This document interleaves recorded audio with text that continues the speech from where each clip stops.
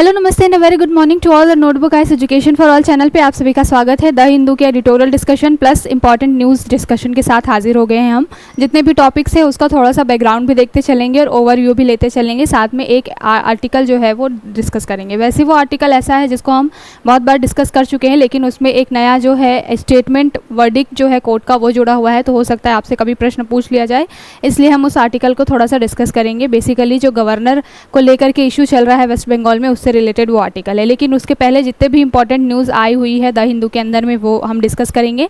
उसके पीछे के बैकग्राउंड को भी थोड़ा सा देखेंगे, जहां से आपके लिए बिल्कुल एग्जाम में क्वेश्चन बन सकते हैं। ठीक है, तो चलिए शुरू करते हैं, एक एक करके सभी टॉपिक्स की चर्चा करते हैं। लेकिन पहले देख लेते हैं हाईलाइट्स, किन टॉपिक्स के ऊपर में हमें चर्चा करनी है। जैसा कि अभी मालूम है आपको कि पेपर लीक को लेकर के अभी जो मॉनसून सेशन स्टार्ट हुआ है संसद के अंदर में, वहाँ पर पेपर लीक को लेकर के बहुत सारी चीज़ें डिबेट वगैरह उठी। और जो शिक्षा मंत्री हैं हमारे, यानी कि जो हमारे धर्मेंद्र प्रधान जी हैं, उन्होंने बोला कि पेपर लीक का ऐसा कोई मामला आया ही नहीं है, अभी तक कोई प्रूफ नहीं मिला है। इस तरीके से उन्होंने बातें बोली, जो कि दिख रहा था साफ साफ कि वो डिनाई कर रहे हैं इन सारी चीज़ों से। बट अभी यहाँ पर जो बिहार गवर्नमेंट है उन्होंने क्या किया है, एक बिल पास किया है। बेसिकली ये जो है अब जितने भी पेपर लीक वगैरह के जितने इंसिडेंट होंगे उन पर कड़ी कार्रवाई करने के लिए ये बिल पास किया गया है। ऐसा नहीं है कि बिहार ऐसा करने वाला पहला है, इसके पहले झारखंड भी ऐसा कर चुका है 2023 में। साथ के साथ सेंट्रल लेवल पे भी हम क्या देख चुके हैं कि पेपर लीक को लेकर के एक कानून बन चुका है, जिसमें कड़े प्रावधान, सजा और साथ के साथ पेनल्टी की बात की गई है। लेकिन फिर भी ये सारी चीज़ें फ्रिक्वेंट तो हो ही रही हैं। अब देखते हैं कि इन सारी चीज़ों को किस तरीके से कंट्रोल किया जाता है या टैकल किया जाता है, क्योंकि अभी नीट वाला जो मुद्दा है वो बहुत ज़्यादा हॉट बर्निंग टॉपिक है। तो डेफिनेटली गवर्नमेंट कुछ ना कुछ इसमें काम तो करेगी। हो सकता है ऐसा हम उम्मीद कर सकते हैं कि थोड़ा बहुत क्या हो, प्रोग्रेस देखने को मिले और आगे चल करके पेपर लीक की कोई संभावनाएं, घटनाएं ना हो। ठीक है ना। अगला जो न्यूज़ है वो है as cloud linger over NEET UPSC likely to implement biometric authentication. तो बिल्कुल पेपर लीक को लेकर के पूरा जो सिस्टम है वो बिल्कुल अभी क्या है, थोड़ा सा एक्टिव मोड में आ गया है। और यूपीएससी में भी, चूँकि हमें मालूम है यूपीएससी में खुद के अभी इंटरनल मुद्दे चल रहे हैं जो कि फर्जी आईएएस बनाने से रिलेटेड है। साथ के साथ में और भी बहुत सारी चीज़ें हैं। लूप होल बेसिकली कि लोग जो है जिनको रिजर्वेशन की ज़रूरत नहीं है वो भी ईडब्ल्यूएस या फिर ओबीसी वगैरह सर्टिफिकेट बनवा करके, या फिर इस तरीके से फिजिकली डिसेबल्ड होने का गलत तरीके से सर्टिफिकेट बना करके क्या कर रहे हैं, यूपीएससी के अंदर आ रहे हैं। साथ के साथ में जो पेपर लीक वगैरह से संबंधित जो भी मामले हैं उसको भी ध्यान में रखते हुए अब यूपीएससी बायोमेट्रिक ऑथेंटिकेशन करने जा रही है। जैसा आधार कार्ड में होता है कि आपके फिंगरप्रिंट, थंब वगैरह से पहचान की जाती है, बिल्कुल वैसे ही बायोमेट्रिक ऑथेंटिकेशन जो होगा अब यूपीएससी में होगा। तो यहाँ हम इसको न्यूज़ को थोड़ा सा देखेंगे, बट उसके बाद हम क्या करेंगे, यूपीएससी आयोग के बारे में देखेंगे। क्योंकि अभी चेयरमैन साहब ने क्या किया है, रिज़ाइन दिया है। उनका भी टर्म जो है वो बचा हुआ था अच्छा खासा, उसके पहले ही उन्होंने रिज़ाइन दे दिया है। तो इसको लेकर के यूपीएससी जो है वो बहुत चर्चा में आ गई है, ये आयोग बहुत चर्चा में आ गया है। संविधान में आर्टिकल भी है, आर्टिकल 315 से लेकर के 325 तक, ठीक है ना, 323 तक बेसिकली। तो इसको हम क्या करने वाले हैं, आज पूरा डिस्कस करने वाले हैं अलॉन्ग विथ आर्टिकल्स। ठीक है, तो यूपीएससी से रिलेटेड आपका एक बहुत अच्छा वैल्यू एडिशन यहाँ पर हो जाएगा। दूसरी जो न्यूज़ है, अगली न्यूज़ है, ये आईसीएमआर से रिलेटेड है। आईसीएमआर जो है basically Indian council of medical research, जो क्या काम कर रहा है, नाम में ही है मेडिकल रिसर्च, यानी कि मेडिकल के फील्ड में तरह तरह के रिसर्च वगैरह करने के लिए जाना जाता है इनको। अभी फिलहाल टीबी के लिए इन्होंने क्या किया है, कैस्पर कैस9 जो टेक्नोलॉजी है, क्रिस्पर कैस9 टेक्नोलॉजी आपने पहले भी बहुत बारी सुना होगा। बेसिकली जीन एडिटिंग करके क्या किया जाता है, आपके शरीर में जो भी बीमारियाँ होती हैं उनका इलाज किया जाता है। जेनेटिकली जो भी बीमारियां हैं या फिर आपके जीन में कोई ऐसा डिफ़ॉल्ट आ गया है तो उसको काट करके निकाल करके अलग कर दिया जाता है। तो उसी बेस पर क्या किया जा रहा है, अब टीबी यानी कि ट्यूबरकुलोसिस का भी क्या करने वाले हैं, हम इलाज करने वाले हैं। तो आईसीएमआर जो है अभी उन्होंने इस तरीके की टेक्नोलॉजी बनाई है कैस9 का यूज़ करके टीबी का इलाज करने की। और अब वो क्या कर रहे हैं, इसको बाकी जितनी भी कंपनियाँ हैं और मेडिकल फील्ड से जुड़ी हुई जितने भी, कहना चाहिए कि जो भी इंस्टीट्यूशंस हैं, उनको ये अपना टेक्नोलॉजी ट्रांसफ़र कर रहे हैं, सो दैट ज़्यादा से ज़्यादा क्या हो सके, ज़्यादा से ज़्यादा लोग टीबी के इस पूरा एक तरीके से ट्रीटमेंट को एक बना सके, सस्ता भी हो, इफ़ेक्टिव भी हो और ज़्यादा लोगों तक वो पहुंच सके। तो देखेंगे क्या न्यूज़ है और उसके बाद में हम जानेंगे थोड़ा सा किसके बारे में, कैस9 के बारे में, कि क्रिस्पर कैस9 आखिर टेक्निक है क्या। ठीक है, इसके ऊपर में CRISPR-Cas9 के ऊपर में यूपीएससी में आपसे प्रीवियस में क्वेश्चन भी पूछा गया है। आई थिंक 2019-18 के अराउंड में क्वेश्चन पूछा गया था उससे, ठीक है। तो इसलिए हम इस टॉपिक को क्या करेंगे, डिस्कस करेंगे। अगला जो बहुत इंपॉर्टेंट है, यहाँ पर बन्नी ग्रासलैंड के बारे में बात हो रही है। ये कहाँ पर है, ये है कच्छ के रन में। तो कच्छ का रन जो है वहाँ पर बन्नी ग्रासलैंड है, घास के मैदान है। और यहाँ पर अभी बात चल रही है कि जो चीता प्रोजेक्ट हम चला रहे हैं, जिसके थ्रू हम अफ्रीका और नाइजीरिया से, साउथ अफ्रीका जो है और नाइजीरिया से हम क्या कर रहे हैं, बहुत सारे चीता अपने यहाँ पे लेकर के आते हैं। तो उसका जो प्रोजेक्ट है अभी हम और आगे बढ़ाने वाले हैं, और ज़्यादा चीता हम मंगाने वाले हैं वहाँ से। और इसके लिए जो है अब दूसरे ऑप्शंस ढूंढे जा रहे हैं। जैसे आपको मालूम है कि सबसे पहला जो ये प्रोजेक्ट चला था वो एमपी के ही कूनो में चला था, कूनो जो आपका उद्यान है वहाँ पर। लेकिन अब जो है उसको बढ़ाया गया, कूनो के बाद में एमपी का ही गांधी सागर वन्यजीव अभयारण्य, वहाँ पर चीता से रिलेटेड ये चीज़ें की गई थी कि उन्हें वहाँ पर रखा जाए, उनका संरक्षण किया जाए। अब बात चल रही है कि कच्छ के रन में जो बन्नी ग्रासलैंड्स हैं, बन्नी घास के मैदान है, वो भी एक बेटर ऑप्शन हो सकते हैं। तो देखेंगे हम बन्नी ग्रासलैंड, चूंकि न्यूज़ में आ गया है तो इसके बारे में थोड़ा सा जानेंगे। अगली जो न्यूज़ है, no progress on UN security council expansion says former ambassador. यहाँ पर बात रुचिरा कंबोज जी की हो रही है। यूनाइटेड नेशन में वो एक तरीके से एम्बेसडर थी, और यूनाइटेड नेशन की जो सिक्योरिटी काउंसिल है वहाँ पर बहुत समय से बात चल रही है कि जो अभी स्थायी मेंबर्स हैं वो 5 हैं और अस्थायी मेंबर्स जो हैं वो 10 हैं। टोटल मिला करके 15 जो मेंबर्स अभी यूनाइटेड नेशन के जो सिक्योरिटी काउंसिल है वहाँ पर हैं। बात चल रही है कि जो 5 स्थायी मेंबर्स हैं उनमें कुछ और लोगों को, कुछ और देशों को शामिल किया जाए, लेकिन इस पर कोई मुद्दा जो है वो कहीं नतीजे पर पहुंच नहीं पा रहा है। इसको लेकर के जो एम्बेसडर रह चुकी हैं कंबोज, उन्होंने कुछ बातें बोली हैं। तो हम ये न्यूज़ भी देखेंगे, साथ के साथ में यूएनएससी के बारे में, यानी कि यूनाइटेड नेशन सिक्योरिटी काउंसिल के बारे में भी देखेंगे। आपको मालूम है कि 2021 के बाद से जो टेन्योर था, 2023 अभी लास्ट तक ही हमने क्या किया था, यूनाइटेड नेशन के हम सिक्योरिटी काउंसिल के अस्थायी सदस्य के रूप में 2 साल के लिए चुने गए थे। इस बार जो है वो पाकिस्तान को चुना गया है, ठीक है। तो यहाँ पर ये जो टॉपिक है और यूनाइटेड नेशन का सिक्योरिटी काउंसिल है, यूएनएससी है, वो इंपॉर्टेंट हो जाता है। तो इसका थोड़ा सा बैकग्राउंड जानेंगे। अगली जो न्यूज़ है वो क्या है कि अभी आपने देखा कि बहुत सारे जो लोग हैं वो क्या हो रहे हैं, विदेशों में जो हमारे यहाँ से जा रहे हैं भारतीय मूल के लोग, उनको बहुत सारी दिक्कतों का सामना करना पड़ रहा है। एक आरटीआई डाली गई थी बेसिकली, और उसमें पूछा गया था कि भारत से कितने लोग ऐसे हैं जो कि अब्रॉड में हैं और उनका क्या हो गया है, अब्रॉड यानी कि जो भी विदेशों में रह रहे हैं और उनका डेथ हुआ है। तो आंकड़ा निकल करके आया है कि लगभग 28,458, यानी कि लगभग यहाँ पर देख लीजिए 28,500 जो इंडियंस हैं वो क्या हुए हैं, अब्रॉड गए, और अब्रॉड जाने के बाद उनकी किसी भी कारण से डेथ हो गई है। तो यहाँ पर कारण तो कई सारे हैं, नेचुरल डेथ भी बताया गया है, एक्सीडेंट्स भी बताए गए हैं, साथ के साथ में वायलेंस वगैरह से भी रिलेटेड चीज़ें हैं। तो हम देखेंगे इस न्यूज़ को थोड़ा सा और जानेंगे कि क्या मुद्दा है, साथ के साथ में क्यों हमारे यहाँ से लोग बहुत ज़्यादा जा रहे हैं विदेशों में, हमारे यहाँ पे किन चीज़ों की कमी है, ये तो खैर आपको मालूम ही है। तो इस न्यूज़ को थोड़ा सा देखेंगे। अगली जो न्यूज़ है वो बहुत इंपॉर्टेंट है। बंगाल जो असेंबली है वो एक रेजोल्यूशन पास करने जा रही है, और नीट एग्ज़ाम अब स्टेट में कंडक्ट कराने को लेकर के ये पूरा रेजोल्यूशन होने वाला है, क्योंकि एनटीए के ऊपर में अभी बहुत सवाल उठ रहे हैं। एनटीए ने जितने भी एग्ज़ाम कंडक्ट कराए हैं, चाहे वो अभी यूजीसी नेट वाला भी एग्ज़ाम था, उसमें भी कई सारी लूप होल निकल करके आए। उसके बाद में जो आपका पूरा ये नर्सिंग वाला मुद्दा तो चल ही रहा है। तो एनटीए के ऊपर बहुत क्वेश्चन मार्क लग रहा है। एनटीए बेसिकली है क्या, नेशनल टेस्टिंग एजेंसी। तो इनके ऊपर जो क्वेश्चन मार्क लग रहा है, इसको देखते हुए बहुत सारे स्टेट्स जो हैं वो ऐसा बोल रहे हैं कि हम खुद का, जैसे पहले भी ऐसा होता था कि जो यूजी का भी जो मेडिकल फील्ड में जो एंट्रेंस एग्ज़ाम होता था, नीट वगैरह, वो स्टेट लेवल पे कराया जाता था। हर स्टेट अपना अपना एग्ज़ाम कंडक्ट करवाते थे, और उस समय में इस तरीके के पेपर लीक के केसेस बहुत कम आते थे। तो इसी को ध्यान में रखते हुए बंगाल जो है वो रेजोल्यूशन पास करा है। तो आपसे पूछा जा सकता है कि कौन सा स्टेट ऐसा कर रहा है। अगली जो बात है, is immunity for the president and governors absolute. यहाँ पर बात बोली गई है कि क्या राष्ट्रपति और गवर्नर को जो दिया जा रहा है यहाँ पर इम्यूनिटी, कौन से आर्टिकल के तहत, आर्टिकल 361 के तहत। तो ये जो क्या ये इम्यूनिटी देना सही है या कॉन्स्टिट्यूशनल बेसिस पे ये कितना सही है कितना गलत है, इसको लेकर के ये पूरा एक एडिटोरियल है, इसको हम डिस्कस करेंगे, ठीक है। तो ये आज की रूपरेखा है, रोड मैप है, जिसके ऊपर में हमें डिस्कशन करना है। चलिए एक एक करके सभी टॉपिक्स की चर्चा शुरू करते हैं। कहाँ है भाई, सबसे पहली न्यूज़ है बिहार के बारे में। Bihar assembly passes bill to curb paper leaks in government recruitment exam. तो यहाँ पे बात बोली गई है कि गवर्नमेंट का जो भी एग्ज़ाम हो रहा है उसमें पेपर लीक के जो केसेस बहुत ज़्यादा आ रहे हैं और इसको ध्यान में रखते हुए बिहार ने भी क्या करा है, Bihar public examination prevention of unfair means bill 2024 लाने का किया है डिसाइड, और ये ले करके आए हैं। अभी देखते हैं इसको कि किस तरीके से ये पूरा पास होता है। ये जो बिल है जब पूरा पास हो जाएगा तो ये एक्ट में बदल जाएगा।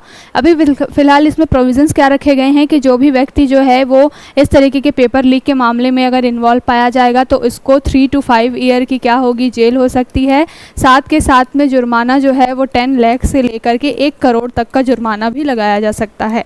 ठीक है, तो यहाँ पर ये बेसिकली जो सेंट्रल लेवल पे कानून बने हैं उनमें भी मोर और लेस यही सारी चीज़ें हैं। सेंट्रल में भी अभी 2024 में ही रिसेंटली क्या किया गया था, इस तरीके का एक्ट पास किया गया था पेपर लीक को रोकने के लिए, और उसके बावजूद भी ये पूरा जो नीट वाला इंसिडेंट है वो हो गया। तो देखते हैं कि बिहार जो है वो क्या अलग कर पाती है या नहीं, इसके बारे में बात करेंगे। अगर आपसे पूछा जाए कि इसके पहले और कौन सा स्टेट है जिसने इस तरीके का बिल पास किया है तो वो स्टेट है झारखंड। बिहार से ही निकला हुआ है और झारखंड ने इस तरीके का जो बिल है वो 2023 में ही लेकर के वो आए थे। ठीक है ना, तो 2023 में झारखंड जो है वो इस तरीके का काम कर चुका है। अब बिहार जो है उस लिस्ट में शामिल हो गया है जहाँ पर पेपर लीक को लेकर के स्पेशल ये सारे प्रोविजंस हैं। और यहाँ पर जो भी ये चीज़ें होंगी ना, ये 3 to 5 ईयर का जो आपका जेल है या फिर 10 लाख से लेकर के 1 करोड़ तक का जुर्माना है, ये सारे जो ऑफेंस है वो इनकॉग्निजेबल होंगे और साथ के साथ में यहाँ पर गैर जमानती होंगे। ठीक है ना, कॉग्निजेबल कहने का मतलब है संज्ञेय अपराध होंगे और नॉन बेलेबल होंगे, यानी कि यहाँ पर जमानत वगैरह भी नहीं मिलेगी। इस तरीके से समझ में आ रहा है आपको, तो कितना इम्पॉर्टेंट है ये चीज़। और ये मुद्दा बहुत ज़्यादा सेंसिटिव है, लेकिन फिर भी सोचने वाली बात है कि पार्लियामेंट के अंदर में जो शिक्षा मंत्री हैं वो कह रहे हैं कि कोई प्रूफ ही नहीं है पेपर लीक का। इतना ऑनलाइन सारी चीज़ें सर्कुलेट हुई हैं, क्वेश्चन पेपर सर्कुलेट हुए हैं, सारी चीज़ें विथ प्रूफ बच्चों ने शेयर की है ट्विटर के ऊपर में या फिर जगह जगह पे जो सोशल मीडिया साइट्स हैं, फिर भी वो सिरे से डिनाई कर रहे हैं इस चीज़ को। तो ये बहुत ज़्यादा कहना चाहिए कि फ़नी है, बट ठीक है, जो भी है हमारा सिस्टम इसी तरीके से चलता है। तो ध्यान रखिएगा, यहाँ से आपके लिए क्वेश्चन बन सकता है कि हाल ही में कौन सा स्टेट इस तरीके का कदम उठा रहा है। तो आपका आंसर क्या होना चाहिए, झारखंड फर्स्ट, उसके बाद में बिहार। सेंट्रल लेवल पे तो चीज़ें हैं ही। दूसरी ये जो न्यूज़ है ये बेसिकली यूपीएससी से रिलेटेड है। As cloud linger over NEET UPSC likely to implement biometric authentication. तो यहाँ पर यूपीएससी ने ऐसा डिसाइड किया है कि वो क्या करेंगे, ये सारे पेपर लीक के मामले, इरेगुलरिटीज़ को देखते हुए, साथ के साथ में भी यूपीएससी के अंदर खुद भी चीज़ें निकल करके आई हैं इस तरीके की कि बहुत सारे लूप होल निकल करके आए। कई सारे लोग हैं जो कि ऑलरेडी अच्छी खासी लाइफ एंजॉय कर रहे हैं, वो भी ईडब्ल्यूएस और ओबीसी जैसे क्या है सर्टिफिकेट्स दे रहे हैं। पूजा खेड़कर का मामला आपने देखा कि उनके अटेम्प्ट्स जो हैं वो ख़त्म हो गए थे, उन्होंने फर्जी वो अपना सर्टिफिकेट बनवाया, माता पिता का नाम चेंज किया, उन्होंने अपना 7% डिसेबिलिटी भी दिखा दिया कि वो दिव्यांग हैं 7%। इस तरीके की चीज़ें, मतलब जितने भी लूप होल्स हो सकते हैं उन सारी चीज़ों का यूज़ किया गया है। तो यूपीएससी के ऊपर खुद भी क्वेश्चन मार्क उठ गया है और कहीं ना कहीं यूपीएससी भी इस चीज़ से अब डर गई है कि हो सकता है भविष्य में उसके साथ भी इस तरीके के केसेस हो जाए कि पेपर लीक का मामला यूपीएससी के साथ भी जुड़ जाए। अभी तक तो यूपीएससी से रिलेटेड ऐसी कोई चीज़ें इतनी सर्कुलेट नहीं होती हैं। अगर ये इंटरनली चलता भी होगा तो ये कहना चाहिए कि जग जाहिर नहीं हुआ है अभी तक, अनलाइक अदर एग्जाम्स। तो यहाँ पर बात बोली जा रही है यूपीएससी के द्वारा कि वो क्या करेंगे, बायोमेट्रिक ऑथेंटिकेशन करने की कोशिश करेंगे जिससे क्या हो सके ये सारे जो लूप होल हैं, ये सारी चीज़ें हैं उससे बचा जाए। साथ के साथ में सीसीटीवी कैमरा वगैरह के द्वारा क्या किया जाएगा, एग्ज़ाम की पूरी मॉनिटरिंग की जाएगी। इस तरीके से बहुत सारी चीज़ें जो होंगी वो यूपीएससी में रिफॉर्म के लिए लाई जाएंगी। क्यूआर कोड वगैरह होंगे एडमिट कार्ड के ऊपर में, जहाँ से कोई भी वहाँ पर मिसयूज़ ना हो सके या फिर कोई गलत व्यक्ति जो है वो बैठ ना सके एग्ज़ाम में। इस तरीके के बहुत सारे रिफॉर्म जो है वो यूपीएससी करने के लिए जा रही है। तो यूपीएससी के बारे में हमसे क्या पूछा जा सकता है, हम उस पॉइंट पे आते हैं और यहाँ पर थोड़ा सा बैकग्राउंड देखते हैं यूपीएससी के बारे में। जैसा कि अभी मालूम है कि अभी जो है मनोज सोनी जी ने, जो कि यूपीएससी के चेयरमैन थे, अभी वो क्या हुआ, उन्होंने रिज़ाइन दे दिया। और ये कहीं ना कहीं सारी चीज़ें जो हैं वो इसी पर से रिलेट हो रही थी कि यूपीएससी में इतने सारे लूप होल निकल करके, इतना बड़ा एलिगेशन लगा है फर्जी डॉक्यूमेंट बना करके। और ऐसे एक आईएएस ने, पूजा खेड़कर का मामला एक हो सकता है, लेकिन ऐसे बहुत सारे लोग हैं जो अभी भी जॉब में हैं और उन्होंने भी इस तरीके की फर्जी डिग्री वगैरह का यूज़ करके कुछ ना कुछ इस तरीके का प्रॉफिट जो है वो फ़ायदा जो है वो ज़रूर उठाया होगा। तो यहाँ पर यूपीएससी से आपके लिए क्वेश्चन बन सकता है, क्योंकि ये मुद्दा बहुत ज़्यादा हाईलाइटेड चल रहा है। तो यहाँ पर सबसे पहले देख लेते हैं कि यूपीएससी किस तरीके की निकाय है, किस तरीके की बॉडी है। तो ये एक स्वतंत्र और संवैधानिक निकाय है। संवैधानिक यानी कि कॉन्स्टिट्यूशनल इंग्लिश में कहते हैं, लेकिन संवैधानिक का मतलब क्या होता है, जिन निकायों के बारे में, जिन बॉडीज़ के बारे में कॉन्स्टिट्यूशन में आर्टिकल्स के थ्रू मेंशन किया जाता है, यानी कि अनुच्छेद के द्वारा क्या किया जाता है, किसी संस्था, किसी निकाय को जब संविधान में मेंशन किया जाता है उसकी स्थापना से रिलेटेड प्रावधान, तो उसको क्या देते हैं, संवैधानिक निकाय। तो यहाँ पर अगर बात करेंगे यूपीएससी की, तो संविधान में जो अनुच्छेद 315 से लेकर के 323 तक, यानी कि 315 टू 323, यहाँ पर 323 तक आपको दिखाई देगा कि यूपीएससी के बारे में प्रावधान है कि यूपीएससी का स्थापना कैसी होगी, उसके चेयरमैन का चुनाव कैसे होगा, राष्ट्रपति नियुक्ति करेंगे, उनको हटाया कैसे जाएगा, उनका टेन्योर कितने साल का होगा, इन सारी चीज़ों को लेकर के पूरे प्रावधान कॉन्स्टिट्यूशन में मेंशन है। इसलिए यूपीएससी को एक कॉन्स्टिट्यूशनल निकाय या फिर कॉन्स्टिट्यूशनल बॉडी जो है वो बोला जाता है। ठीक है, यहाँ पर कौन सा भाग है, तो ये भी याद रखिएगा, भाग 14 और आर्टिकल कहाँ से कहाँ तक, 315 से लेकर के 323 तक। ठीक है, तो यूपीएससी के बारे में पहली न्यूज़, पहली जो डाटा है वो तो ये रही। दूसरी बात ये है कि सदस्यों की नियुक्ति कैसे होती है। तो अगर बात करें कि सदस्यों की नियुक्ति, तो सदस्यों में सबसे पहले तो अध्यक्ष आएंगे और उनको हेल्प करने के लिए, क्योंकि ये बहुत बड़ा निकाय है, पूरे देश के अंदर में एग्ज़ाम कंडक्ट कराना होता है उनको साल भर बहुत सारा, तो यहाँ पर एक अध्यक्ष और उनको हेल्प करने के लिए बहुत सारे सदस्य।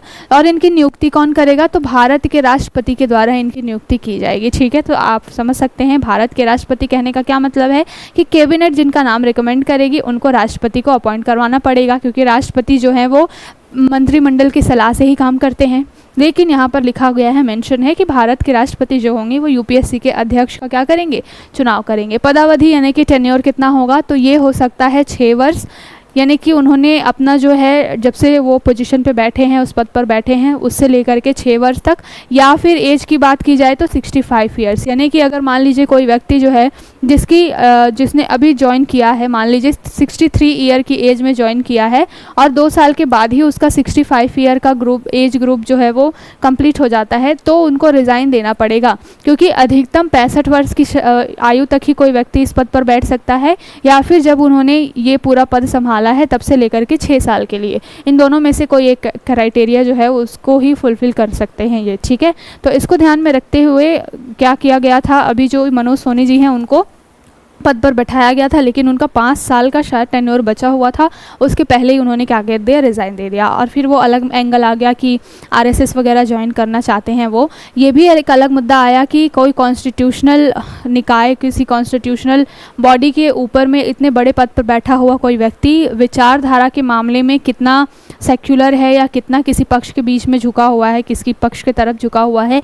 ये भी बहुत बड़ा एक तरीके से कंसर्न का एंगल हो जाता है, क्योंकि वो बहुत बड़े ऐसे पद पर बैठे हुए थे जहां पर से यूपीएससी के बारे में बात की जाती है। जब आप एस्पिरेंट होते हैं तो भी आपसे ये उम्मीद की जाती है कि आप क्या रहेंगे, सेक्युलर होंगी आपकी सोच, आपके लिए सभी धर्म क्या होंगे, एक समान होंगे। सेक्युलर कहने का मतलब है कि किसी भी धर्म के पक्ष में या फिर विपक्ष में आप बहुत ज़्यादा झुके हुए नहीं होंगे, एक न्यूट्रल आपका अप्रोच होगा। लेकिन यहाँ अध्यक्ष खुद ही कह रहे थे, या फिर वो अपना पर्सनल रीज़न बता करके उन्होंने रिज़ाइन किया कि वो पॉलिटिकल तरफ उनका झुकाव ज़्यादा है और वो आरएसएस वगैरह की तरफ थोड़ा सा इंटरेस्ट देख रहे हैं अपना, इस तरीके की चीज़ें। तो एक अलग एथिकल मुद्दा जो है वो उठ गया था। लेकिन फिलहाल यूपीएससी के बारे में बात करें हैं तो आ जाते हैं यूपीएससी पे।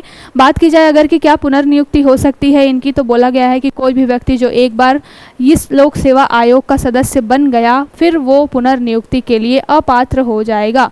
अपात्र कहने का मतलब है कि वापस से उसको रिक्रूट नहीं किया जाएगा अगर कोई व्यक्ति एक बार जो है लोक सेवा आयोग के सदस्य के रूप में चुना जाता है, तो यानी कि पुनर्नियुक्ति की पात्रता नहीं है, इसको ध्यान रखिएगा। त्यागपत्र किसे दिया जाएगा, तो चुना तो राष्ट्रपति जी ने है, तो त्यागपत्र जो है वो भी राष्ट्रपति को ही देना है। और किस तरीके से, लिखित में जो है वो त्यागपत्र देना होगा। ऐसा नहीं कि फ़ोन करके राष्ट्रपति जी को बोल दे कि राष्ट्रपति जी आपने हमें रखा था, हमसे गलती हो गई, माफ़ कर दीजिए, हम ये पद छोड़ रहे हैं, ऐसा नहीं होगा। लिखित में देना होगा राष्ट्रपति को त्यागपत्र। ठीक है, राष्ट्रपति को वो पेश करना होगा अपना त्यागपत्र बेसिकली। अगर बात की जाए कि सदस्यों का निष्कासन कैसे होता है, तो यूपीएससी के अध्यक्ष के निष्कासन के लिए तो जिस तरीके से बाकी जो न्यायालय के सदस्य होते हैं, मतलब कि जो जजेस होते हैं, उनको हटाने के लिए जो प्रोसेस होता है, बिल्कुल वैसे ही इनका भी हटाने के लिए प्रोसेस होता है। किन आधारों पर इनको हटाया जाता है? तो अगर ये दिवालिया वगैरह जैसी कंडीशन आ जाती है, जैसे कि बाकी सारी जैसे उच्चतम न्यायालय के जब न्यायाधीश को हटाया जाता है तो उनके लिए भी यही क्राइटेरिया होता है कि अगर उन्होंने कुछ अनकॉन्स्टिट्यूशनल काम कर दिया, कदाचार कर दिया हो, या फिर वो दिवालिया वगैरह वाली कंडीशन आ जाती है। बिल्कुल वैसे ही यहाँ पर भी राष्ट्रपति के आदेश से क्या किया जा सकता है, किसी भी यूपीएससी के अध्यक्ष और उनके सदस्यों को हटाया जा सकता है, अगर ऐसा लगता है कि वो काम को अपना सही से नहीं कर रहे हैं। तो हटाने की शर्तें क्या होंगी? देखिए यहाँ पर लिखा हुआ है कि अध्यक्ष और किसी भी सदस्य को तभी हटाया जाएगा जब वो दिवालिया घोषित कर दिया जाए या अपने कार्यकाल के दौरान अपने कार्यालय, अपने कर्तव्यों के बाहर जा करके कोई काम कर दे, यानी कि सही से काम ना करे, जो ड्यूटीज़ उनको दी गई है उनको सही से वो फॉलो ना करे, ठीक है। या फिर मानसिक या शारीरिक दुर्बलता, पागल वगैरह हो जाए कोई व्यक्ति, या फिर वो इल हो जाए, इन सारी चीज़ों के बेसिस पे क्या किया जा सकता है, वहाँ पर जो सदस्य और अध्यक्ष होंगे उनको हटाया जा सकता है, ठीक है। अब चलते हैं अगली न्यूज़ की तरफ। ये जो पूरा न्यूज़ है ये आपके जीएस पेपर 3 साइंस से रिलेटेड हो सकता है, ठीक है। यहाँ पर बात क्या बोली जा रही है, ICMR ready to transfer technology of a breakthrough TB detection system. यहाँ पर बात की जा रही है ICMR जो है Indian council of medical research है, उन्होंने एक बहुत ही अफोर्डेबल और faster easy to use testing technology बनाई है। अफोर्डेबल भी है, यानी कि बनी है हर किसी के कहना चाहिए कि हर कोई व्यक्ति जो है इसको अफोर्ड कर सकता है, ले सकता है, खरीद सकता है। इस तरीके की ये टेस्टिंग टूल है, बेसिकली टेक्नोलॉजी है।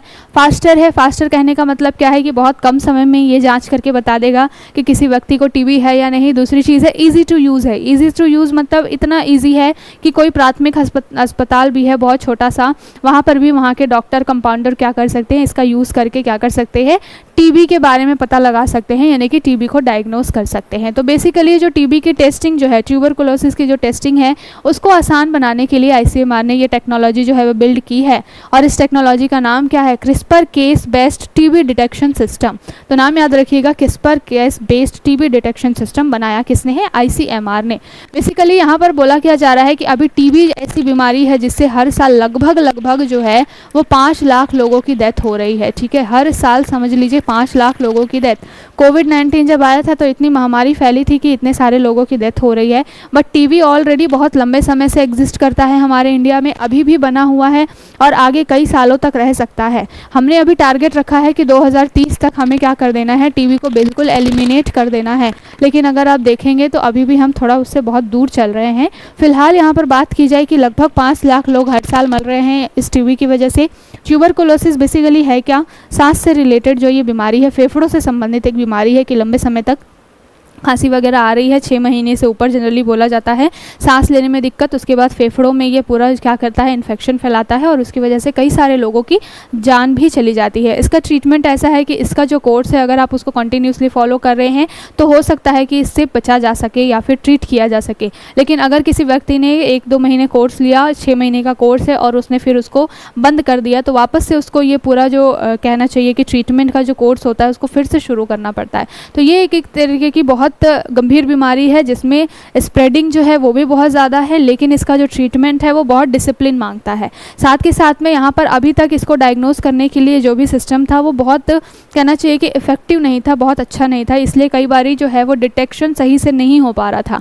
हमने बहुत पहले एक आर्टिकल डिस्कस किया था जहाँ पे बात की गई थी कि कई बार डॉक्टर जनरली सांस, फेफड़े वगैरह का इलाज करते हैं और वो बोल देते हैं कि नहीं टीबी नहीं है, या फिर कई बारी उल्टा भी हो जाता है, होता मरीज को टीबी नहीं होता है और वो रिपोर्ट में आ जाता है कि इनको टीबी है। तो बहुत इरेगुलरिटीज़ हैं, उसी को ध्यान में रखते हुए ICMR ने अभी क्या किया है, ये पूरा जो सिस्टम है CRISPR Cas based TB detection system, इसको बिल्ड किया है।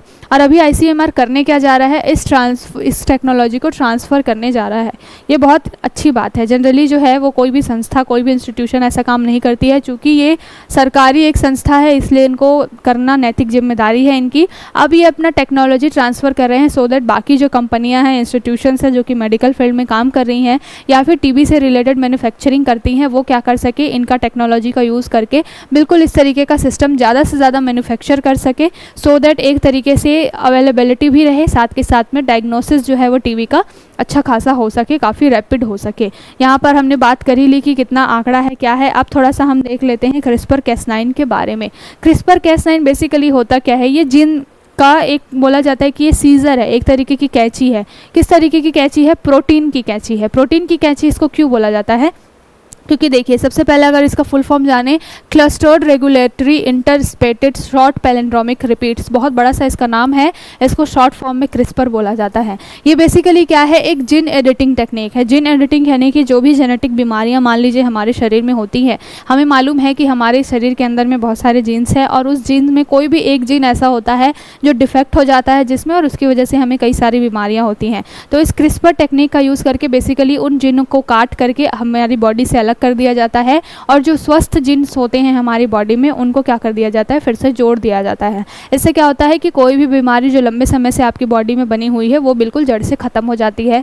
तो बिल्कुल उसी को ध्यान में रखते हुए अभी टीबी के लिए भी इसी तरीके का टेक्नोलॉजी और ट्रीटमेंट जो है वो शुरू किया गया है। इसमें जो है ये जीन एडिटिंग तकनीक है, इसको Cas9 नामिक एक प्रोटीन के साथ में उपयोग किया जाता है। ठीक है, तो ये पूरा जो क्रिस्पर टेक्निक है, इसमें जो प्रोटीन यूज़ होता है इस पूरी टेक्निक के लिए, उसको क्या बोलते हैं? Cas9। इसको याद रखिएगा। Cas9 बेसिकली क्या है? प्रोटीन है, और क्रिस्पर बेसिकली क्या है? एक टेक्नोलॉजी है, एक तकनीक है। ठीक है, इसमें कंफ्यूज नहीं होना है। और इसका उपयोग करके बॉडी के अंदर में जो डिफेक्टेड जीन्स होते हैं या फिर वायरस होते हैं, उनका जो हमला होता है उसको क्या करा जाता है? रोका जाता है, या फिर डिफेक्टेड जो जीन्स होते हैं उनको अलग कर दिया जाता है बेसिकली। ठीक है, यहाँ पर बात की जाए कि क्रिस्पर तकनीक में बाहर से किसी नए जीन को शामिल नहीं किया जाता। जैसा अभी मैंने बताया कि ये ऐसी टेक्निक है कि आपकी बॉडी के अंदर ही कोई जीन है उसको ही काट करके अलग कर दिया गया। इट मीन्स कि बाहर से किसी भी एडिशनल चीज़ को जोड़ा नहीं गया। आपकी बॉडी में जो डिफेक्टेड जीन्स हैं उनको काटा गया, अलग किया गया, और बाकी सारे जीन्स को फिर से जोड़ दिया गया। ठीक है,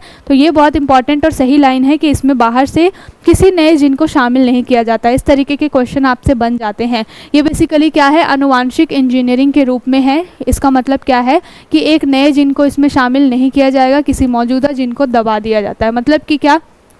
एक नए जिन को शामिल किया गया और मौजूदा जिन को दबा दिया गया। मतलब कि ये जो जिन है वो आपकी बॉडी के अंदर ही है। ये कैसा ट्रीटमेंट है? आनुवांशिक इंजीनियरिंग, यानी कि आपकी जो जेनेटिक पूरा स्ट्रक्चर है उसके अंदर ही इंजीनियरिंग चल रही है।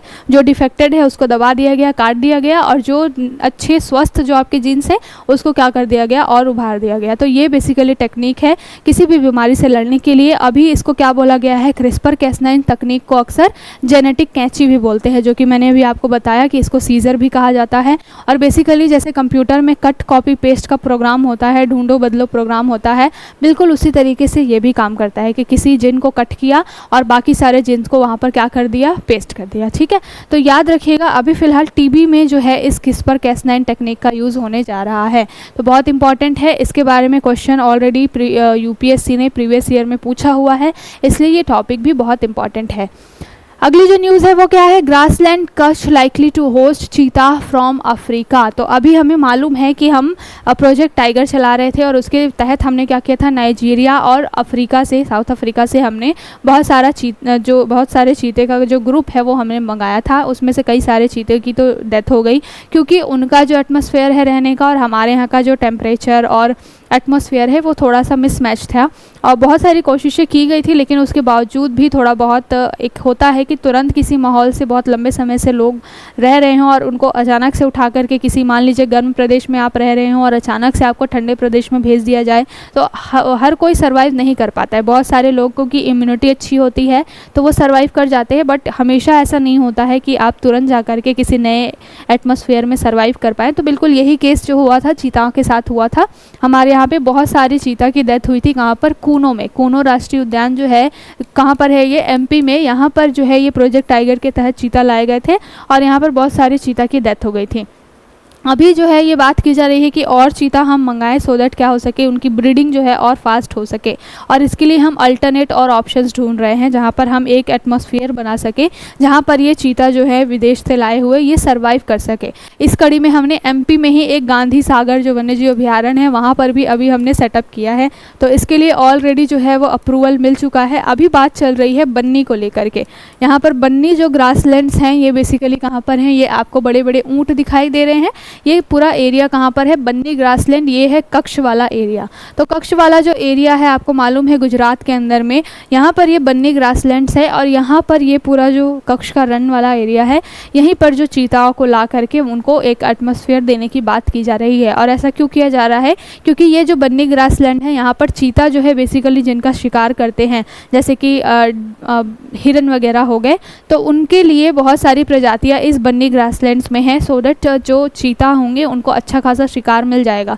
तो अगर आपसे क्वेश्चन पूछा जाए कि कहाँ कहाँ पर अफ्रीका से लाए हुए चीता के लिए या फिर प्रोजेक्ट टाइगर के तहत कहाँ कहाँ पर हम सेटअप बिछा रहे हैं, तो आपको पता होना चाहिए कूनो में तो ऑलरेडी है ही, उसके बाद लेटेस्ट गांधी सागर वन्यजीव अभयारण्य जो कि एमपी में ही है। अब यहाँ पर बात चल रही है किसके बारे में, बन्नी ग्रासलैंड्स के बारे में, जो कि कहाँ पर है, कच्छ के रन में है। तो थोड़ा सा बन्नी ग्रासलैंड्स के बारे में देख लेते हैं। यहाँ पर बेसिकली ये जो कच्छ राज्य के जो गुजरात राज्य के कच्छ जिले में उत्तरी सीमा पर ये बन्नी घास के मैदान आपको मिलेंगे। ठीक है, लगभग 2500 वर्ग किलोमीटर से अधिक के क्षेत्रफल में ये फैले हुए हैं।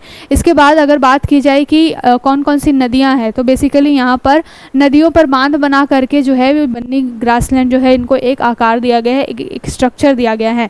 मतलब इनके चारों ओर आपको कुछ ना कुछ इकोसिस्टम, कुछ ना कुछ पारिस्थितिकी तंत्र दिखाई देगा इन घास मैदानों के अंदर में। ठीक है ना, और चारों ओर साथ के साथ अगर बात की जाए, यहाँ पर लगभग 22 जाति समूह है, अलग अलग प्रजातियाँ यहाँ पर हैं, वनस्पति से रिलेटेड, साथ के साथ जानवरों से भी रिलेटेड। साथ के साथ में अगर बात की जाए कि यहाँ पर घास की कितनी प्रजातियाँ हैं, पक्षियों की कितनी प्रजातियाँ हैं, तो 37 घास प्रजाति हैं, 275 पक्षी प्रजातियाँ हैं। इसमें जो है मोस्ट इम्पॉर्टेंट क्या है कि कौन कौन से जीव जंतु यहाँ पर पाए जाते हैं, तो अगर सबसे ज़्यादा बात करेंगे तो नीलगाय, चिंकारा, काला हिरन, ये सारे जो है वो यहाँ पर पाए जाते हैं। और ये जो भी आपको जानवर वन्यजीव दिख रहे हैं, ये अफ्रीका में जो लाए गए, अफ्रीका से लाए गए जो चीता हैं उनका बहुत अच्छा शिकार है।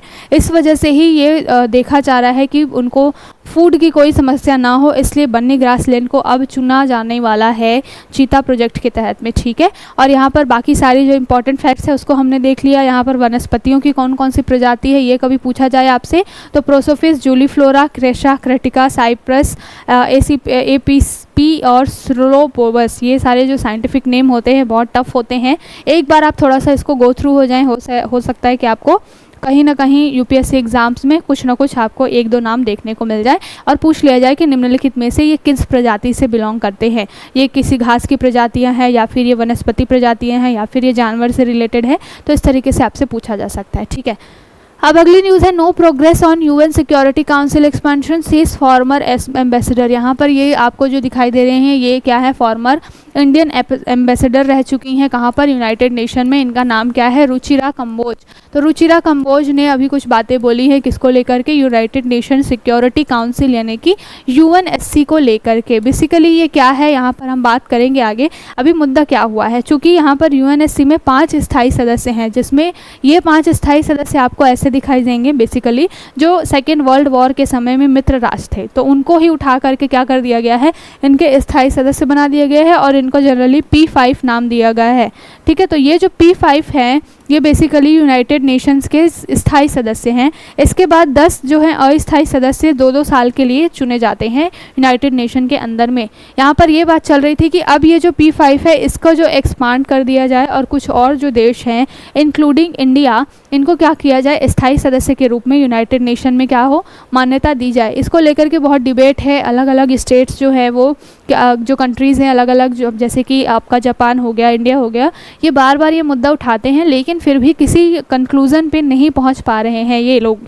और बेसिकली मुद्दा क्या है, ये उद्देश्य क्या है, और ज़्यादा लोगों को शामिल करने का। जब कम लोग होते हैं ना, तो सारी पावर ऑफ अथॉरिटी जो है उन्हीं के पास चली जाती है, और इससे क्या होता है, हमेशा ये जो P5 बहुत स्ट्रॉन्ग रहेंगे किसी भी मुद्दे के ऊपर में। और इसकी वजह से क्या होगा कि जो ये 5 लोग चाहेंगे वही होगा, और लंबे समय तक यही होता आ रहा है। बेसिकली बाकी सारे और जो कंट्रीज़ हैं जिनके बहुत सारे हित हैं, बहुत सारे अपने चैलेंजेस, बहुत सारे मुद्दे हैं, वो अगर हम यूनाइटेड नेशन सिक्योरिटी काउंसिल में रखते भी हैं तो उस पर हो सकता है कि अगर P5 जो देश हैं वो अगर उनसे सहमति नहीं रखते तो उसको क्या कर दे, वो वॉयलेट कर दे, अवॉइड कर दे। तो इसलिए क्या है कि और ज़्यादा स्थायी मेंबरशिप बढ़ाने की बात जो है वो यूनाइटेड नेशन सिक्योरिटी काउंसिल में की जा रही है, बट इस पर कोई भी अभी कंक्लूजन नहीं पहुंच पा रहा है। अगर बात कर लें यूनाइटेड नेशन सिक्योरिटी काउंसिल यानी कि यूएनएससी की, तो क्या है ये यूनाइटेड नेशन के कुछ प्रमुख संस्थाएं जो हैं उनमें से ये एक है। अगर बात की जाए हेडक्वार्टर कहाँ पर है सुरक्षा परिषद का, तो न्यूयॉर्क में जो है इसका मुख्यालय है, ये याद रखिएगा।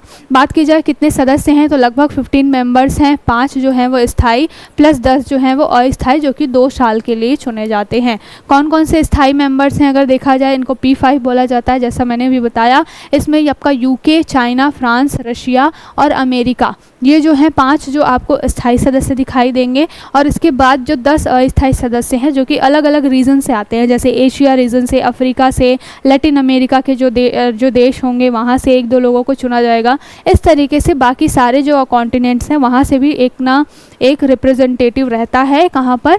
अस्थायी सदस्यों में। स्थायी सदस्यों में केवल और केवल ये 5 ही दिखाई देंगे आपको, यूके, चाइना, फ्रांस, रशिया और यूएसए। अभी बेसिकली बात की जाए कि जितने भी 193 सदस्य हैं वो हर साल इनमें से क्या करते हैं, यूनाइटेड नेशन सिक्योरिटी काउंसिल के लिए इन 10 सदस्यों का चुनाव करते हैं और 2 साल के लिए इनको चुना जाता है। ठीक है, अभी रिसेंट में ही इंडिया का टेन्योर पूरा हुआ 2023 में, और फिर उसके बाद से अभी अगर पूछा जाए तो जिन देशों को शामिल किया गया है उनमें से पाकिस्तान भी एक है जिसको अस्थायी सदस्यता मिली हुई है यूनाइटेड नेशन सिक्योरिटी काउंसिल में।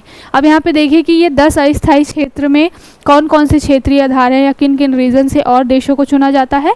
सबसे पहले 5 अफ्रीका के देश, पहला और एशियाई देश, साथ के साथ में 1 पूर्वी यूरोप, 2 लैटिन अमेरिका के देश और 2 पश्चिमी यूरोपीय देश। तो सबसे ज़्यादा कहाँ से आपको दिखाई दे रहे हैं लोग, ये दिख रहे हैं अफ्रीका से। अफ्रीका कॉन्टिनेंट, चूँकि अगर कंट्री वाइज देखा जाए तो सबसे ज़्यादा कंट्रीज़ हैं वहाँ पर उस पूरे कॉन्टिनेंट में, इसलिए यहाँ पर जो है 5 जो सदस्य हैं या फिर 5 देशों को चुना जाता है अस्थायी सदस्य के रूप में।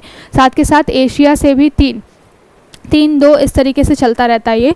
और यहाँ पर अभी फ़िलहाल जो है वो भारत, जापान, इस तरीके की जो कंट्रीज़ हैं वो बात कर रही हैं कि उनको क्या किया जाए, इसमें शामिल किया जाए। एक टर्म दिया गया है G4, इन G4 को यूनाइटेड नेशन सिक्योरिटी काउंसिल में शामिल करने की बात की जा रही है। और इस G4 में कौन कौन से देश हैं, तो एक तो आपको दिखाई देगा भारत, उसके बाद आपको दिखाई देगा जापान, दूसरा ये होगा, तीसरा आपका है ब्राज़ील। ये आपसे पूछा जा सकता है कि G4 में कौन कौन से देश हैं जो कि क्या होना चाहते हैं, इसमें शामिल होना चाहते हैं यूनाइटेड नेशन सिक्योरिटी काउंसिल में, तो इनको नाम भी याद रखिएगा, ठीक है ना। तो ये जो है जापान, भारत, जर्मनी और ब्राज़ील, ये 4 देश और हैं जो कि यूनाइटेड नेशन सिक्योरिटी काउंसिल में एज अ परमानेंट मेंबर, स्थायी सदस्य के रूप में शामिल होना चाहते हैं, लेकिन अभी इनके ऊपर में कोई भी बातचीत नहीं हो रही है, इसी को लेकर ये पूरा इशू है। ठीक, अब चलते हैं अगले टॉपिक की तरफ। ये पूरा डिस्कस किया हमने। ये जो टॉपिक है मैंने अभी बताया कि मिनिस्ट्री ऑफ एक्सटर्नल अफेयर्स से ये मांगा गया था जवाब RTI के थ्रू कि कितने सारे हमारे यहाँ के जो लोग हैं जो अब्रॉड में रहते हैं और उनकी डेथ्स हुई हैं, तो कुछ डाटा निकल करके आया है। यहाँ पर हम इसको क्यों डिस्कस कर रहे हैं, क्योंकि अगर आंसर राइटिंग में आपसे पूछा जाए कि विदेशी जो लोग, भारतीय मूल के जो लोग हैं विदेशों में जाके रह रहे हैं, उनके क्या चैलेंजेस हैं, तो आप वहाँ पर इसको लिख सकते हैं, कोट कर सकते हैं कि according to RTI and minister जो ME है, यानी कि मिनिस्ट्री ऑफ एक्सटर्नल अफेयर्स के जो रिजल्ट्स हैं या फिर आउटपुट या आंसर हैं, उनके अकॉर्डिंग क्या है, इंडिया से लगभग 28,455 जो लोग हैं वो विदेशों में गए और उनकी डिफरेंट रीजंस की वजह से डेथ हुई है। इसमें सबसे ज़्यादा जो है वो डेथ आपको बोला गया है ऐसा कि नेचुरल डेथ्स हुई हैं, मतलब कि प्राकृतिक रूप से किसी इंसान का कोई बीमारी है या फिर जिसकी एज पूरी हो गई है उस वजह से डेथ हुई है। उसके बाद एक्सीडेंट्स वगैरह और वायलेंस वगैरह की वजह से भी बहुत सारी जाने गई हैं विदेशों के अंदर में भारतीय मूल के लोगों की, इसके बारे में बात की गई है। तो ये छोटा सा बेसिकली क्या है, आपको आंकड़ा एक मिल जाए आपके आंसर राइटिंग में, इसको लेकर के है। अगली जो न्यूज़ है, Bengal assembly passes resolution to replace NEET. तो यहाँ पर नीट को रिप्लेस करने के लिए बंगाल असेंबली जो है रेजोल्यूशन पास कर रही है और ममता दीदी हमेशा एक स्टेप आगे चलती है, चाहे बाकी सारे स्टेट्स जो हैं वो सोचते रह रहे हो, ममता दीदी करके दिखा देती हैं, इसीलिए इनको इतना ज़्यादा शायद तक बार बार वेस्ट बंगाल की जनता ले आती है इलेक्ट करके। खैर, यहाँ पर मुद्दा क्या है कि NTA के ऊपर में बहुत ज़्यादा जो है वो क्वेश्चन मार्क लगे हैं और इसकी वजह से क्या हो रहा है, NTA के ऊपर में अब ऐसा लग रहा है कि बहुत सारे स्टेट्स जो हैं वो इस तरीके का रेजोल्यूशन लेकर आएंगे कि जिस तरीके से पहले एग्ज़ाम हुआ करता था, एनटीए का फॉर्मेशन से पहले जिस तरीके से एग्ज़ाम्स हुआ करते थे कि नीट वगैरह के मेडिकल लेवल के एंट्रेंस एग्ज़ाम भी हर राज्य अपने अपने स्तर पर कराता था, वैसे ही फिर से क्या हो आपको देखने को मिले। क्योंकि एनटीए के जितने भी एग्ज़ाम्स हो रहे हैं उसमें कुछ ना कुछ कमियां निकल करके आ रही हैं, कुछ ना कुछ लूप होल्स निकल करके आ रहे हैं, चाहे वो रिजल्ट्स को लेकर के हो, चाहे वो पेपर लीक को लेकर के हो, चाहे वो अदर जो इरेगुलरिटीज़ को लेकर के हो। तो अभी अगर आपसे पूछा जाए कि किसने रेजोल्यूशन पास किया है नीट को रिप्लेस करने के लिए, तो आपका आंसर क्या होगा? वेस्ट बंगाल। अब ये जो अगला आर्टिकल है बेसिकली ये जीएस पेपर 2 पॉलिटी से रिलेटेड है। यहाँ पर जो है आपका विशेषाधिकार से संबंधित कुछ मुद्दे हैं। विशेषाधिकार क्या, पूरा कॉन्टेक्स्ट क्या है? कॉन्टेक्स्ट ये है कि वेस्ट बंगाल के जो गवर्नर हैं उनके ऊपर में वहाँ पर काम करने वाली एक संविदा कर्मचारी जो राजभवन के अंदर ही काम करती थी, उन महिला ने इनके ऊपर में यौन शोषण का क्या किया, एलिगेशन लगाया। लेकिन अभी चूंकि ये गवर्नर हैं उसकी वजह से इनको आर्टिकल 361 के तहत में क्या मिल गया है, संरक्षण मिल गया है। अब इसकी वजह से ये जो आर्टिकल 361 है वो बहुत ज़्यादा चर्चा में आ गया है। बेसिकली आर्टिकल 361 है क्या, तो यहाँ पर बात की जाती है कि जो संवैधानिक पद पर बैठे हुए व्यक्ति हैं जैसे कि राष्ट्रपति और गवर्नर, इनको क्या होगा, इनका पूरा जब तक टेन्योर चलेगा तब तक किसी भी मामले के अंदर में इनके ऊपर में कार्यवाही नहीं हो सकती अनटिल एंड अनलेस, अगर मान लीजिए वो जो मामला है वो अगर क्रिमिनल मामला है तब तो बिल्कुल भी नहीं हो सकती। अगर सिविल मामला है तो 2 महीने पहले उनको इन्फॉर्म करना होगा कि आपके ऊपर में कुछ जो है इस तरीके का केस जो है वो चलने जा रहा है। तो इसको लेकर के ये जो पूरा मुद्दा है वो गर्मा गया है और ये जो आर्टिकल 361 है इसके ऊपर क्वेश्चन मार्क लगे। साथ के साथ में यहाँ पर इस आर्टिकल में बेसिकली मुद्दा ये है कि क्या पुलिस को इस आर्टिकल 361 के तहत में पुलिस को एफआईआर से डिनाई करने का राइट है या फिर नहीं है। तो इसको लेकर के एक मामला आया था, ये मामला कब का है, 1949 का। ये जो मामला था बेसिकली एमपी से रिलेटेड था और यहाँ पर बात बोली गई थी कि पुलिस जो है वो डिनाई नहीं कर सकती है एफआईआर वगैरह लिखने से और वो जाँच करने से। वो बात अलग है कि जो राष्ट्रपति या फिर गवर्नर है वो एक ऐसे पद पर बैठे हुए हैं जहाँ से उनको इस आर्टिकल के तहत संरक्षण मिला हुआ है। लेकिन अगर कोर्ट चाहेगी, अगर मुद्दा जो बहुत सेंसिटिव होगा और किसी महिला से रिलेटेड है ये मुद्दा, तो उसमें इंटरवीन किया जाएगा ज़रूर, डेफिनेटली। स्पेशली जो है अगर ये सिविल मामला है, तो अगर कोई क्रिमिनल मामला हो तब मुद्दा अलग होता है। लेकिन अभी ये जो है यौन शोषण वगैरह ये बेसिकली क्रिमिनल ऑफेंस में ही आता है। तो देखने वाली बात है कि आगे फर्दर कोर्ट की जजमेंट क्या होगी, क्योंकि इसके ऊपर में ऑलरेडी पिटिशन डल चुका है और अब जो है वो इसके ऊपर में सुनवाई बहुत सही से होने वाली है। ठीक है, तो बेसिकली आपसे इसमें पूरा पूछा क्या जा सकता है, एक तो आर्टिकल 361 के बारे में पूछा जाएगा कि क्या विशेषाधिकार मिले हुए हैं, किनको मिले हुए हैं। साथ के साथ में इसका जो क्लॉज 2 है आर्टिकल 361 का क्लॉज 2 ये बहुत ज़्यादा चर्चा में है और इसी में लिखा गया है कि क्रिमिनल मामलों में जो है राष्ट्रपति और गवर्नर के ऊपर में अनटिल एंड अनलेस कि वो अभी किसी पद पर बैठे हुए हैं, अगर वो पद से हट जाते हैं तब तो नॉर्मल मामला उनके ऊपर दायर किया जाएगा, बिल्कुल कार्यवाही नॉर्मल तरीके से होगी। लेकिन जब तक वो पद पर बैठे हुए हैं तब तक इस क्लॉज के तहत 361 क्लॉज 2 के तहत उनके ऊपर किसी क्रिमिनल मामले में जो है वो कार्यवाही शुरू नहीं की जा सकती। इसको लेकर के ये पूरा मुद्दा है। अभी देखते हैं इसमें कि क्या आगे चल के मैंडेटरी चीज़ें आती हैं और गवर्नमेंट जो है और सुप्रीम कोर्ट जो है वो किस तरीके से अपना पक्ष रखती है। ठीक है, तो आज के लिए इतना ही। आई होप आपको सेशन अच्छा लगा होगा। जितने भी टॉपिक्स के उसको काफ़ी अच्छे से डिस्कस किया है, एक आपका ओवरव्यू भी मिलता चला, साथ के साथ में स्टैटिक भी रिवीजन हो सके, इसके लिए हम यहाँ पर पीपीटी में बहुत फैक्चुअल चीज़ें लेकर के आए थे आपके करंट टॉपिक से रिलेटेड। आपको इसी तरीके से पढ़ाई करनी होती है, तो आई होप आपको सेशन अच्छा लगा होगा। नोटबुक है, इस चैनल को ज़्यादा से ज़्यादा लाइक करिए, शेयर करिए, सब्सक्राइब करिए। कल फिर मिलेंगे, शुक्रिया।